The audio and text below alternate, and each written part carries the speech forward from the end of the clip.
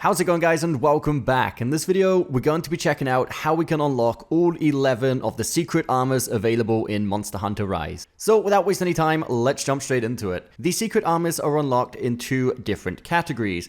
The first are going to be through the Meowcenaries, and the second category are going to be the ones we can unlock through the Argosy. Let's start off with the 5 secret armors we can unlock through the Meowcenaries. When we decide to send our buddies off on an expedition through the Meowcenaries, we can choose which region we want to send them to. And notice on some of these expeditions, we'll see the sparkly little stars indicating that there's a special rare item that can be retrieved through that specific expedition. Well, each region's sparklies represent a specific rare item you can get through that region, and each of these rare materials that can be looted through these expeditions corresponds to unlocking a specific special armor. So for example, if we see a shiny expedition in the Shrine Ruins and we send our Meowcenaries off, when they get back, the rare item that can be attained through the shinies in the Shrine Ruins are going to be Shadeshrooms. And now, as long as we've received at least one Shadeshroom, we'll unlock the ability to be able to craft the Chaos armor set. So hopefully that's a clear enough explanation, and now we'll quickly go over which armor set corresponds with each rare item from each of the different locations we can send the Meowcenaries out on. Second up, from the Frost Island Sparkly Expeditions, we can get Stargazer Bloom, which will unlock the Edel armor set.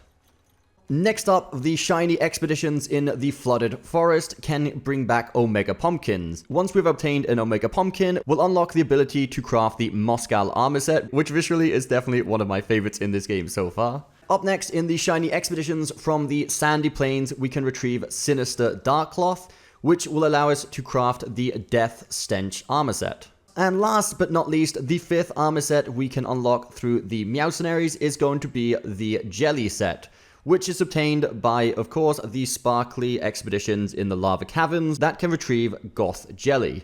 And the Gothjelly, like mentioned before, is going to be used to unlock the secret jelly armor set. So those are all 5 of the secret armor sets we can unlock through the Meowcenaries, and now moving on to the other 6 that we can unlock through the Argosy.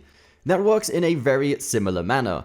Notice when we send out any of our buddies onto an expedition through the Argosy to retrieve certain materials, depending on what type of material it is, down here in the bottom right we'll see what are the special rare items they can also retrieve while out on that expedition. Now this actually goes by categories and not individual items, so if you send them out on an expedition to retrieve any kind of nut, there's a chance they can bring back Dosbiscus and the Springnight Carp. Now by retrieving a Dosbiscus, we'll be able to craft the Melahoa armor set, and by bringing back a Springnight Carp, we'll be able to craft the Makluva armor set. Now moving on to the next category of items are the mushrooms and bugs. The mushrooms and bugs have a chance of bringing back Dreamshells, blossom crickets, and butterfly beetles. Now from what I've gathered, it seems like the blossom crickets don't actually have an armor set, so it's only really the Dreamshell and the butterfly beetles we need to look out for. And with that in mind, the Dreamshells will allow us to craft the shell-studded armor we can see here on screen, and the butterfly beetles will unlock the ability to be able to craft the Rhopessa armor set. And finally, the last category we can send them out to look for are the plants and fishes, which have a chance of finding toxic Kumori and the armored Bream. The toxic Kumori is useful for being able to craft the Spio armor set. Now the Spio armor set is one of the most popular ones right now, simply because one of its pieces allows you to have level 2 enemy weakness with one single piece, which is insanely good. And then with the armored Bream, we can unlock the Vaik armor set. So those are all of the secret armor sets that can be unlocked to craft through the Meowcenaries and the Argosy in Monster Hunter Rise. Definitely leave in the comments down below what is your favorite armor set visually speaking so far in the game. And I hope you did find this video helpful, guys. If you did, don't forget the thumbs up button, subscribe for more content coming very soon, and we'll see you next time.